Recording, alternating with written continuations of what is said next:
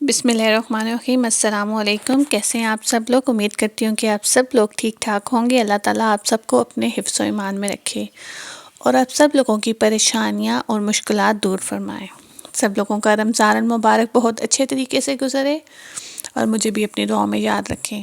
تو آج کا آپ نے میرا ٹاپک تھمبنیل سے اندازہ لگا لیا ہوگا میرے ٹاپک کا کہ میں آج کس ٹاپک پہ بات کرنے جا رہی ہوں۔ دیکھیں، جیسے ہمارے پاس بہار آتی ہے، موسم چینج ہوتا ہے، نئے پھول کھلتے ہیں، لیکن اس سے پہلے اس درخت کو محنت کرنی پڑتی ہے، اپنے اوپر اس بندے کو محنت کرنی پڑتی ہے اس درخت پہ پھول لانے کے لیے۔ یہ تو اللہ پاک کی قدرت ہے کہ اللہ پاک ہر درخت پہ پھول لاتے ہیں، پھل لاتے ہیں، لیکن اسی طرح جیسے درختوں کا عمل ہوتا ہے، خزاں آتی ہے، پھر بہار آتی ہے، پھول آتے ہیں، پھل آتے ہیں، اسی طرح انسان کا بھی عمل ہوتا ہے۔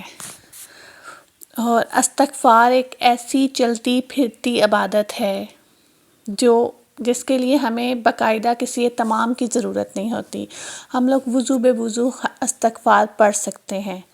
اس میں کوئی پابندی نہیں ہوتی کہ باوضو ہو کے بیٹھنا ہے ایک جگہ پہ تبھی آپ لوگ پڑھیں، نہیں۔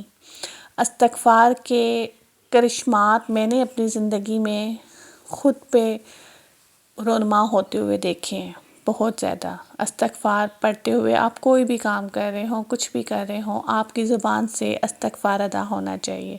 آپ لوگ شروع تو کر کے دیکھیں۔ یہ میں کافی زیادہ ویڈیوز دیکھتی ہوں، ان کے تھمبنیل دیکھتی ہوں کہ 3 دن میں استغفار پڑھیں ایسا ہو جائے گا، 1 ہفتے میں استغفار پڑھیں ایسا ہو جائے گا، 15 دن پڑھیں، 11 دن پڑھیں۔ یہ نہیں، استغفار ایک ایسی عبادت ہے جو آپ کو کنٹینیو رکھنی پڑتی ہے، جو آپ کو تھرو آؤٹ لے کر چلنا پڑتا ہے۔ اس کے کرشمات اللہ پاک ہر ٹائم پہ آپ کو دکھاتا ہے۔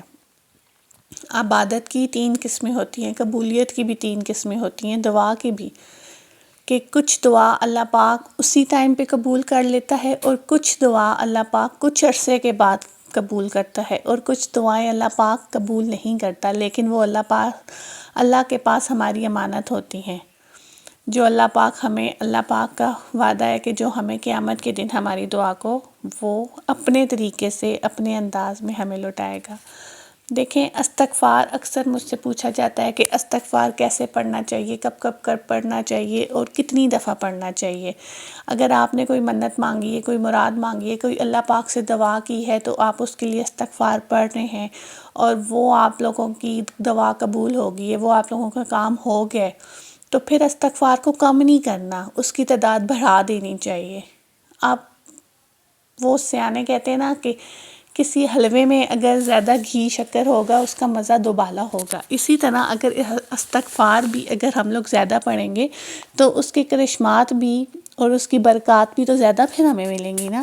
تو اگر ہماری کوئی دعا قبول ہو جاتی ہے، کوئی کام حل ہو جاتا ہے، کچھ ہو جاتا ہے، تو ہمیں کیا کرنا چاہیے؟ ہمیں استغفار کی تعداد بھی بڑھا دینی چاہیے۔ اگر پہلے ہم لوگ 1000 دفعہ پڑھ رہے تھے، 3000 دفعہ پڑھ رہے تھے، جتنا بھی پڑھ رہے تھے، ہمیں اس کا ڈبل کر دینا چاہیے، 3 گنا زیادہ کر دینا چاہیے کہ اللہ تعالیٰ کی لیے ہم لوگ پڑھ رہے ہوتے ہیں۔ اور اللہ کی تو ایسی ذات ہے کہ اللہ کو اگر ہم لوگ ایک دیں نا تو اللہ کی راہ میں، اللہ کہتا ہے نا اگر آپ لوگ میری راہ میں 1 آنا دے رہے ہو تو میں آپ کو 10 آنے واپس کروں گا۔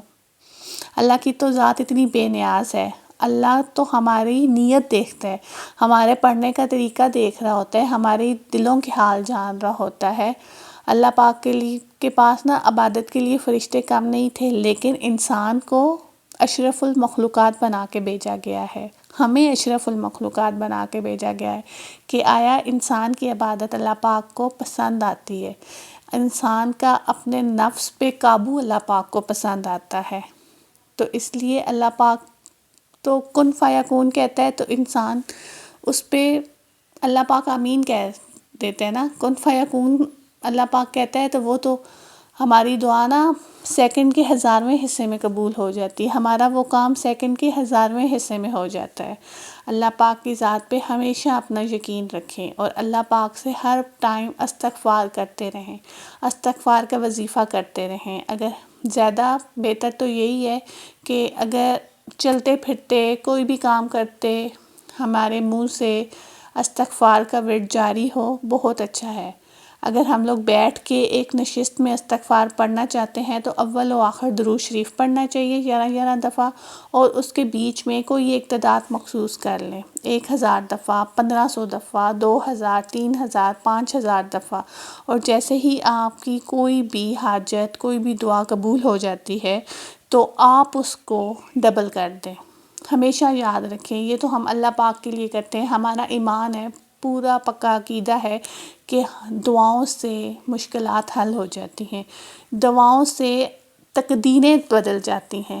دعا ایک ایسا ہمارے لیے ذریعہ ہے کہ ہمارا ایمان ہے کہ ہم لوگ کبھی بھی کسی بھی مشکل میں ہوتے ہیں تو ہم لوگ اللہ کو یاد کرتے ہیں، اے اللہ پاک ہماری دعا قبول فرما۔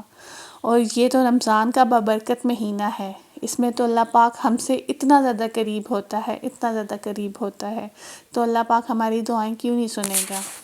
استغفار کو اپنی زندگی میں لازم کریں، استغفار سے معجزے ہوتے دیکھے ہیں، یقین جانیں آپ، استغفار سے معجزے ہوتے دیکھے ہیں۔ تو اللہ پاک کی تو ذات بہت بے نیاز ہے، ہم لوگ اللہ پاک کو جتنے قریب سے، جتنا دل سے یاد کریں گے نا، جتنی دل سے اللہ پاک سے ہم لوگ دعا مانگیں گے تو وہ دعا اللہ پاک ہماری لازمی سنتا ہے، لازمی سنتا ہے۔ تو اپنے عقیدے کو قائم رکھیں، اپنے ایمان کو مضبوط رکھیں، اور دعا اس یقین کے ساتھ کریں کہ یہ ہماری دعا اللہ پاک کے ہاں قبول و منظور ہوگی، اللہ پاک اس کو قبولیت کا درجہ عطا فرمائیں گے۔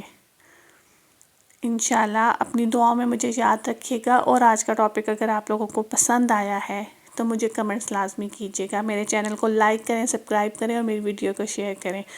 انشاءاللہ آپ لوگوں سے پھر دوبارہ ایک نئے ٹاپک کے ساتھ بات ہوگی، تب تک کے لیے مجھے اجازت دیں، اپنی دعاؤں میں یاد رکھیے گا۔ اوکے، اللہ حافظ۔